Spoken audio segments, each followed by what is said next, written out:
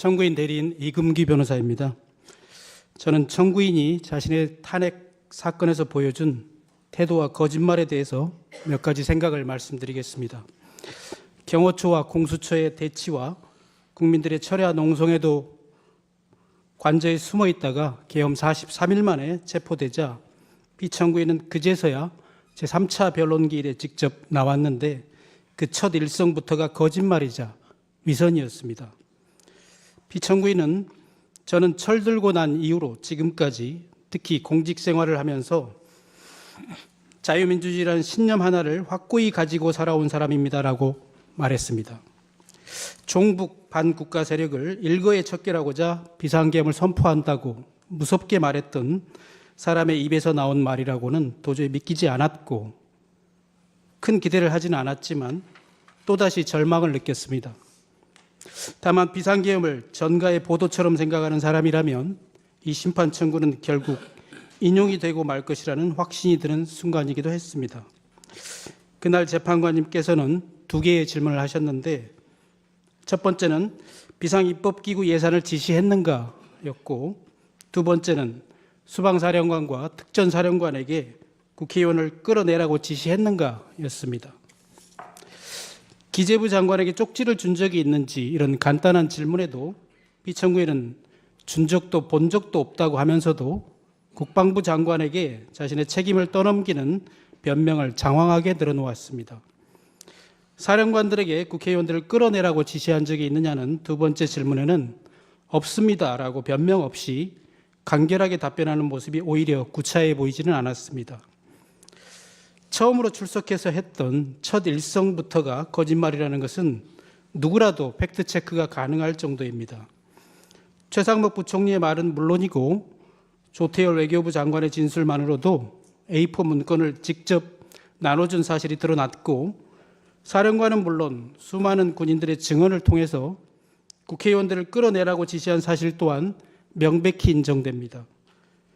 피청구인 때문에 내란의 공범이 되어 구속된 어떤 군인은 자신의 일생이 송두리째 무너지게 된 이 상황에서도 자신의 명령에 따랐던 부하들에게만큼은 화가 미치지 않게 해달라고 호소하고 있는 것과는 너무나도 다르게 거짓말로 자신의 죄를 감추려 하고 자신이 망쳐놓은 군인과 부하들에게 자기의 죄마저 뒤집어 씌우는 모습을 보고 또 한 번 실망을 금할 수가 없었습니다. 피청구인이 구치소에서 재판소로 출석하는 날에는 수백, 수천의 경찰관들이 동원이 되고 국민들은 이쪽과 저쪽으로 편이 갈려서 나라가 쪼개질 것만 같고 저 같은 일개 서생조차도 나라 꼴이 걱정이 되는 판인데 청구인은 걱정도 안 되는지 재판소에 와서도 심판정에는 들어오지도 않거나 재판이 시작하기도 전에 다시 돌아가 버리는 것을 보면서 이 나라 공무원들의 노고는 안중에도 없고 국민들의 시선 따위는 아랑곳하지 않는 모습도 지켜봐야만 했습니다. 피청구인은 대통령 취임식에서 대통령으로서의 직책을 성실히 수행할 것을 국민 앞에 엄숙히 선서합니다라고 했지만 어쩌면 그 선서부터가 거짓이고 위선이었을지도 모른다는 생각이 듭니다. 대통령으로서 국민 앞에서 직무상의 거짓말을 하지 않고 진실해야 하는 것은 단순한 도덕적인 요청이 아니라 헌법적 요구이자 법적인 의무인 것입니다. 미국 제37대 대통령 닉슨은 단지 거짓말을 했다는 이유만으로 탄핵 위기에 몰렸고 결국 대통령직에서 사임해야만 했습니다. 피청구인은 자신의 잘못을 인정하지 않고 거짓말을 하는 것도 모자라서 그날의 진실을 고백하고 처벌을 감수한 군인들과 부하들을 거짓말쟁이로 몰고 탄핵과 내란을 공작하고 있다고 공격하였습니다. 그래서 이 사건은 마치 진실게임 같은 것이 돼버렸습니다. 피청구인이 한 거짓말 때문에 온 국민이 듣기평가를 받아야 했던 적도 있고 심지어는 출근 행렬도 거짓이라는 의혹도 있습니다만 그것이 탄핵 사유는 아니므로 논외로 하겠습니다. 그렇지만 이 재판은 피청구인의 말과 언어가 처음으로 진실이었는지 아니면 거짓이었는지가 공식적으로 확인되는 의미를 갖고 있다고 생각합니다.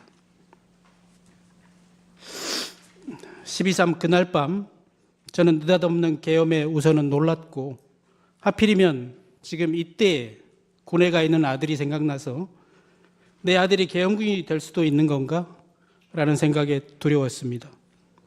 비상계엄 자체도 너무 무섭지만 내 아이가 계엄군이 되는 것은 더더욱 끔찍한 일이었습니다. 그래서 국회로 달려갔고, 국회는 다행히 계엄 해제안을 통과시켰습니다. 헌법이니 민주주의니 이런 생각을 하기보다는 그저 나와 내 아이들의 안전을 생각했고, 아버지로서 아들이 계엄군이 될 수도 있는 상황만큼은 막아야만 했기 때문에 헬리콥터 소리가 너무 크고 총을 들고 있을지도 모르는 계엄군과 맞서는 것도 너무나 무서웠지만 소심한 용기나마 짜내어 국회 앞으로 달려갔던 것입니다. 그날 밤 큰 비극이 일어나지 않은 것은 국민들이 무서움을 무릅쓰고 온몸으로 막았기 때문이지 피청구인이 아무 일도 하지 않았기 때문이 결코 아닙니다. 만약 그를 막지 못했다면 우리 아이는 지금쯤 계엄군이 되어 있을지도 모르고 포고령이 무서워서 처단받을까 봐 무서워서 친구들과 카톡도 마음대로 하지 못하고 있을지도 모릅니다. 청구인 대리인에게 앞서서 저 또한 국민의 한 사람으로서 아들을 계엄군으로 만들려고 했던 피청구인에게 말할 수 없는 분노와 배신감을 느낍니다. 그리고 두려움을 느낍니다. 저는 아직 대통령의 신분인 피청구인의 앞에서 이렇게 말하고 있는 지금도 솔직히 떨리고 무섭습니다.